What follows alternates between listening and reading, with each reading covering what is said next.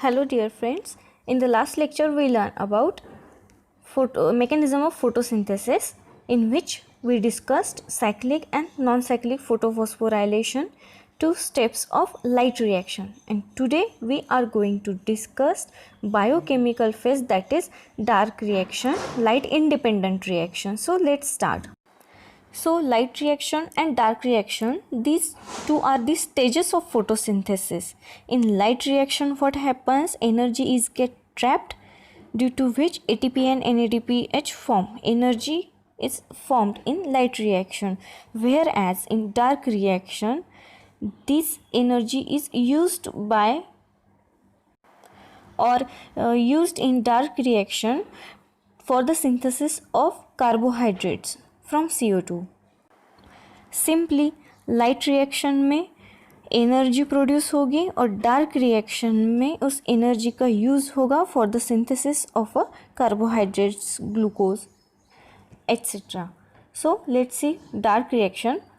It is the enzymatic reaction of photosynthesis which takes place in stroma of chloroplast. So you know what is stroma, thylakoid and all. So it is light independent reaction. Though it is light independent reaction, but it needs energy which is produced in the light reaction. Light की ज़रूरत नहीं है, लेकिन light reaction में जो भी light से energy बनी है उसका यूज़ डार्क रिएक्शन में होता है. क्यों?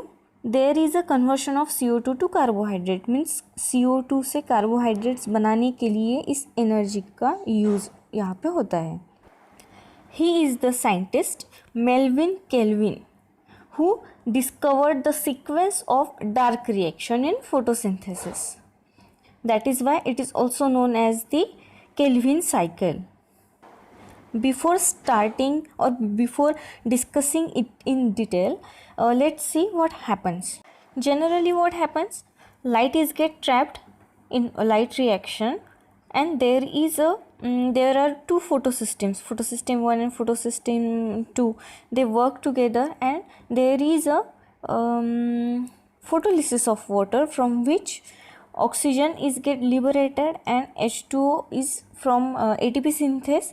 It will go into the dark reaction. So second thing what is happening here, ATP, formation of ATP and NADPH, which is used in the dark reaction to form carbohydrates. This is glucide, carbohydrates, glucose, sucrose. All these formation takes place in dark reaction by the carboxylation of CO2. Fixation of CO2. Here fixation of CO2 takes place to form a carbohydrate. अब ये CO2 कहाँ से आया? It is the atmospheric CO2. It will enter into the Kelvin cycle and leaves in the form of sugar. Let's revise what happens in light reaction. This is the thylakoid membrane, and this is the chloroplast stroma, and this is the thylakoid lumen. So here there are two systems, photosystem 2 and photosystem 1. There is a transfer of electrons, there is a photolysis of water. Here there is a liberation of O2 and H2 molecules, H molecules, and there is a transfer of electrons from photosystem 2 to photosystem 1 through different integral membrane proteins. These are plastoquinone, cytochrome B6F and plastocyanin to photosystem 1. Then there is a formation of NADPH and there is a formation of ATP. Here there is a integral membrane protein, that is ATP synthase.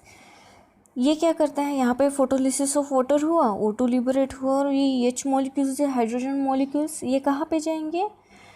ये chloroplast के stroma में जाएंगे from thylakoid lumen through this integral membrane protein ATP synthase. वो जैसे ही chloroplast के stroma में आएंगे वैसे ही क्या होगा? ATP जनरेशन वहाँ पे होगा. सो जो NADPH एंड ATP फॉर्मेशन है ये लाइट रिएक्शन में होता है। अब ये आगे चल के डार्क रिएक्शन में इसका कैसे यूज़ होता है वो हम बहुत ही डिटेल में पढ़ेंगे। फ़िलहाल सिर्फ इतना याद रखिए कि लाइट रिएक्शन में जो है there is a formation of NADPH and ATP molecules, there is a photolysis of water takes place in a light reaction. And now let's see what happens in dark reaction. So this is the chloroplast in which there is this is the light reaction taking place and this is the dark reaction. So in light reaction में क्या हो रहा है, H2 molecules जो है वो split हो रहे हैं, जिसके वजह से क्या हो रहा है, O2 जो है वो लिबरेट होगा। Then there is a formation of this ATP molecules and NADPH। ये कहाँ पे यूटिलाइज होंगे, इस डार्क रिएक्शन में, दैट इज़ केल्विन साइकिल। यहाँ पे कार्बन का फिक्सेशन होके क्या बनेगा, शुगर प्रोड्यूस होगा। सो केल्विन साइकिल की ये 3 स्टेजेस हम डिस्कस करेंगे डिटेल में कि 3 स्टेप्स ये साइकिल चलेगी, जिसकी वजह से क्या है, कार्बन डाइऑक्साइड का फिक्सेशन होके शुगर प्रोड्यूस होगा by utilizing the ATP and NADPH from the light reaction. So let's see Kelvin cycle, which is also a C3 path. It is the reaction of photosynthesis that convert carbon dioxide and other compounds into glucose. The first stable compound is 3-carbon PGA, that is phosphoglyceric acid. अब Calvin cycle इसे C3 pathway क्यों कहा गया है, क्योंकि यहाँ इसमें 3 phase cycle है, that is why it is known as the C3 pathway. और इसमें जो सबसे फर्स्ट स्टेबल कंपाउंड जो प्रोड्यूस होगा वो कौन सा है, that is three carbon phosphoglyceric acid. और इस स्टेबल कंपाउंड को बनाने का काम जो कैटालाइज करता है ऐसा एंजाइम कौन सा है, सो दैट की enzyme of this cycle is Rubisco. In the first stage of Kelvin cycle, a CO2 molecule is incorporated into glyceraldehyde 3-phosphate or G3P. It uses 2 ATP and 2 NADPH. But the carbohydrate produced directly from the Kelvin cycle is actually not glucose, but a 3-carbon sugar named glyceraldehyde 3-phosphate. And for the net synthesis of one molecule of this sugar, the cycle must takes place 3 times, fixing 3 molecules of CO2. So C3 cycle can be divided into 3 reactions. One is the carboxylation phase or carboxylation reaction, then reduction phase and regeneration phase. So these are the 3 reactions which takes place in the C3 cycle. That is why it is known as the C3 cycle. So let's see one by one. Number 1 is the carboxylation phase.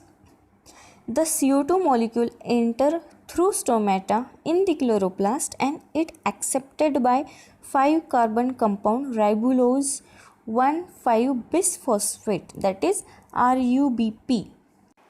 1,5-बिसफॉस्फेट क्यों, क्योंकि राइबोलोज sugar के first and 5th position पे phosphate group होता है, इसीलिए 1 and 5 bisphosphate कहा गया है. So simply it is the राइबोलोज bisphosphate, that is RUBP.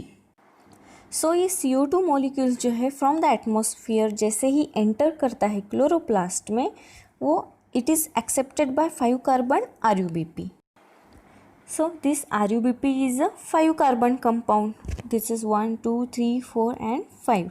और जैसे ही 1 CO2 मॉलिक्यूल इसमें ऐड होता है वैसे ही सडन एक अनस्टेबल इंटरमीडिएट फॉर्म होता है जो कि 6 कार्बन का होता है. Here you can see unstable intermediate 1, 2, 3, 4, 5, 6. Unstable क्यों कहा गया है, क्योंकि जैसे ही CO2 एंटर करता है, जैसे ही वो RUBP के साथ अटैच होता है, वो ये अनस्टेबल इंटरमीडिएट फॉर्म करता है, लेकिन वो स्टेबल नहीं रह सकता. वो सडनली स्प्लिट होता है into 3 PGA, that is the first product of this dark reaction. 3 PGA, that is phosphoglyceric acid. or 3-phosphoglycerate. Next is the reduction phase, in which 3-phosphoglycerate receives an additional phosphate group from ATP. अब ये पहले 3-phosphoglycerate था, means इसके third position पे phosphate group था. अब ATP जैसे ही वो रिसीव करता है वैसे ही ATP क्या करता है, फॉस्फोराइलेशन करता है. वो क्या करेगा, उसके 1th पोजीशन पे, फर्स्ट पोजीशन पे फॉस्फेट ग्रुप ऐड करेगा. सो अब ये क्या बन जाएगा, 1,3-bis-phosphoglycerate. Now this 1,3-bis-phosphoglycerate is reduced to G3P. But how? There is a pair of electrons donated from NADPH which reduces this 1,3-bis-phosphoglycerate to G3P. What is G3P? This G3P is a sugar, the same 3-carbon sugar formed in glycolysis by the splitting of glucose. See, for every 3 molecules of CO2, there are 6 molecules of G3P, but only 1 molecule of this 3-carbon sugar can be counted as a net gain of carbohydrate. In the diagram you can see there is a 3-phosphoglycerate which utilizes the ATP, 2 molecules of ATP and 2 molecules of NADPH. अब NADPH से जो electrons जो है वो pair of electron transfer होगी, वो क्या करेगी, रिड्यूस करेगी 3-phosphoglycerate को, जो कि बाद में कन्वर्ट हो जाएगा ग्लिसरल्डिहाइड 3-phosphate में. Means here is a formation of a sugar. Means reduction phase होते ही इसमें क्या होता है, there is a formation of sugar. लेकिन इसके बाद में रीजनरेशन भी होगा. So complete G3P complete sugar नहीं है, इसके 6 मॉलिक्यूल्स फॉर्म होंगे. 6 मॉलिक्यूल्स में से 5 मॉलिक्यूल्स जो है वो RUBP का रीजनरेशन करेंगे. So our next step is the regeneration phase. Let's discuss it in detail. So see, regeneration phase, 5 G3P molecules produce 3 RUBP molecules using up 3 molecules of ATP, since each CO2 molecule produces 2 G3P molecules. Here you can see there are 5 G3P. जैसे कि मैंने कहा था कि 6 G3P होते हैं, जिसमें से एक जो G3P होता है, that G3P spun off from the Kelvin cycle becomes the starting material for metabolic pathways that synthesizes other organic compounds like carbohydrate, sugar, etc. So now this is the regeneration phase. ये cycle है ना. So 5 G3P molecules क्या करेंगे, they will utilize 3 ATP molecules to produce 3 RUBP. See the second point. 3 CO2 molecules produce 6 G3P molecules, of which 5 are used to regenerate RUBP, leaving a net gain of 1 G3P molecule per 3 CO2 molecules. See, एक molecule से काम नहीं बनेगा, 3 CO2 molecules चाहिए for this regeneration phase. So let's see. In this diagram you can see these are the 3 phases. Phase 1 is the carbon fixation, जो कि rubisco के वजह से होता है. रूबिस्को जो है वो कैटालाइज करता है इस रिएक्शन को. जैसे ही CO2 आएगा एटमॉस्फेयर से, वैसे ही एक इंटरमीडिएट बनेगा. 3-phosphoglycerate will be formed from it. Then there is a utilization of 6 ATP molecules, जो क्या करेंगे, फॉस्फोग्लिसरेट के फर्स्ट पोजीशन पे भी फॉस्फेट ऐड करेंगे, सेकेंड पोजीशन पे भी 2 फॉस्फेट ग्रुप ऐड करेंगे. सो 1,3-bis-phosphoglycerate विल बी फॉर्म, और वो 3 कार्बन का होता है. फिर अब ग्लिसरल्डिहाइड 3-phosphate शुगर बनानी है इसके. सो यहाँ पे क्या होगा, 6 NADPH will be utilized. As I said that with reduction phase there is a formation of sugar. So ये glyceraldehyde 3-phosphate, that is G3P, ये 6 मॉलिक्यूल्स है इसके। सो 1 मॉलिक्यूल्स जो है वो क्या करेगा, यहाँ पे ग्लूकोज और अदर ऑर्गेनिक्स जो है वो फॉर्म करेगा, और बाकी के जो 5 मॉलिक्यूल्स है G3P के वो क्या करेंगे, रीजनरेशन ऑफ RUBP करेंगे। यहाँ पे 3 ATP will be again utilized. So Kelvin cycle is consist of 3 phases. One is the carbon fixation phase, second one is the reduction phase, and third one is the regeneration phase, जिसमें RUBP का regeneration होता है। अब RUBP form हो गया, फिर से CO2 molecules उसमें ऐड हो जाएंगे, फिर से ये साइकिल चलेगी। So this was about the Calvin cycle. Let's discuss it in very short. First one is the carbon fixation phase, in which CO2 binds to RUBP sugar with help of Rubisco enzyme.